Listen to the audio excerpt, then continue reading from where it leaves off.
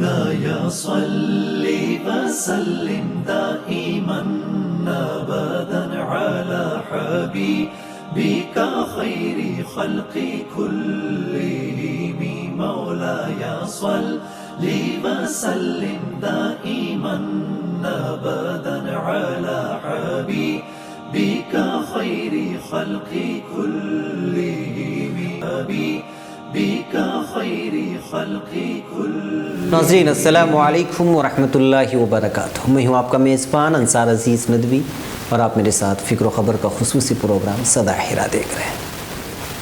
ناظرین الحمدللہ یہ صدائے حرا کی 46ویں قسط ہے. گزشتہ ہفتے آپ حضرات نے دیکھا اور سنا تھا کہ کیسے حضرت عثمان رضی اللہ عنہ اور عمیر بن مصعب رضی اللہ عنہ وغیرہم کو تکالیف سے دوچار ہونا پڑا اور کس طرح انہوں نے کفار قریش کے مصائب و آلام جھیلے. چلیے اب آگے بڑھتے ہیں. ناظرین صحابہ کرام کو تکلیف دینے اور عوام کو اسلام سے روکنے اور آپ صلی اللہ علیہ وسلم کو تبلیغ دین سے روکنے کے لیے جو قسمیں ہو سکتی تھی، جو حربے ہو سکتے تھے، وہ سب کے سب آزمائے گئے. لہٰذا اسی کا تذکرہ کرتے ہوئے حضرت مولانا رابع حسنی ندوی دامت برکاتہم اپنی تصنیف سراج منیرہ میں رقم تراز ہیں کہ قریش مکہ رسول اللہ صلی اللہ علیہ وسلم اور مسلمانوں پر جو جور و ستم کر رہے تھے، ان کے اثر سے جب مسلمانوں میں کوئی تبدیلی ہوتی نہیں دیکھی تو کفار نے مزید تکلیف دینے کے طریقے طے کیے اور اس کے لیے بجائے متفرق طریقوں کی کوششوں کے باقاعدہ کمیٹیاں بنائی گئی. ایک کمیٹی بنائی گئی جس کا امیر مجلس ابو لہب اور مکے کے 25 سردار اس کے ممبر تھے.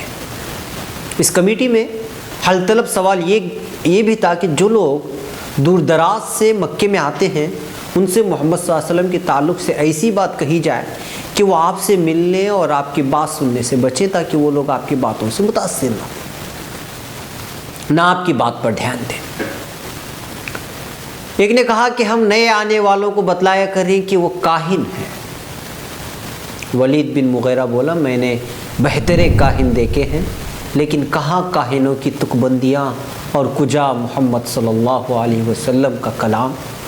ہم کو تو ایسی بات نہ کہنی چاہیے جس سے قبائل عرب یہ سمجھیں کہ ہم لوگ جھوٹ کہہ رہے ہیں. اصناف ایک نے کہا ہم اسے دیوانہ بتایا کریں گے. ولید نے بولا محمد صلی اللہ علیہ وسلم کو دیوانگی سے آخر کیا نسبت. ایک اور بولا اچھا ہم کہیں گے کہ وہ شاعر ہے. ولید نے کہا ہم جانتے ہیں کہ شعر کیا ہوتا ہے. اصناف سخن ہم کو بخوبی معلوم ہے محمد کے کلام کو شعر سے ذرا مشابہت نہیں.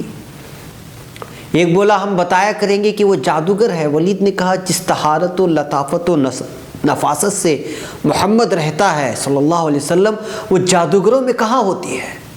جادوگروں کی منحوس صورتیں اور نجس عادتیں الگ ہی ہوتی ہیں.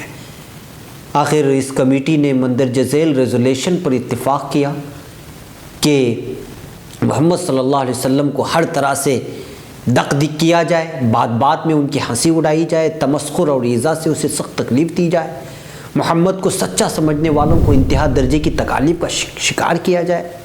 اسی گفت و شنید کو سیرت ابن ہشام میں اس طرح تفصیل سے بیان کیا گیا ہے کہ ولید بن مغیرہ کے پاس قریش کے چند لوگ جمع ہوئے کیونکہ وہ ان سب میں زیادہ سن رسیدہ تھے. حج کا زمانہ قریب آ چکا تھا. ولید نے ان سے کہا اے گروہ قریش یہ لو زمانہ حج تو قریب آ چکا ہے، عنقریب عرب کے مہمان تمہارے پاس آئیں گے. انہوں نے تمہارے اس دوست کا حال تو سن ہی لیا ہے، بس تمہیں چاہیے کہ اس کے متعلق ایک متحدہ رائے قرار دے لو. ایسا نہ ہو کہ تم میں باہم اختلاف ہو کہ ایک دوسرے کو جھٹلائیں اور ایک دوسرے کی بات کا رد کرنے لگے. انہوں نے کہا اے ابو عبد شمس تم ہی کچھ کہو اور ہمارے لیے ایسی رائے دو کہ ہم وہی کہیں.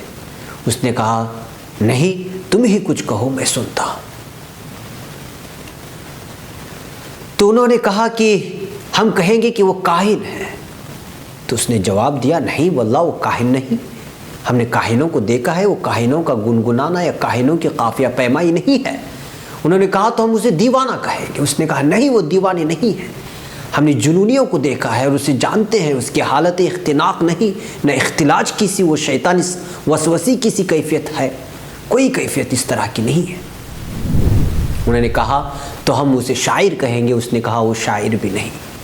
ہم شعر کے تمام رجز و حز و قریض و مقبوض و مبسوط کو جانتے ہیں۔ وہ شعر بھی نہیں، انہوں نے کہا تو پھر جادوگر کہیں گے، اس نے کہا وہ جادوگر بھی نہیں۔ ہم نے بڑے بڑے جادوگر، ان کے جادو دیکھے ہیں، اس میں نہ ان کا سا پھونکنا ہے، نہ ان کی سی گرہیں ہیں۔ انہوں نے کہا اے ابو عبد شمس پھر کیا کہیں آخر؟ تو اس نے کہا واللہ اس کی بات میں ایک قسم کی شیرینی ہے، اس کی جڑیں بہت شاخوں والی یا زیادہ پانی والی ہیں، یا زمین سے چمٹی ہوئی مستحکم ہے، اس کی شاخیں پھلوں والی ہیں۔ تم ان تمام باتوں میں سے جو بھی کہو گے اس کا جھوٹ ہونا ظاہر ہو جائے گا۔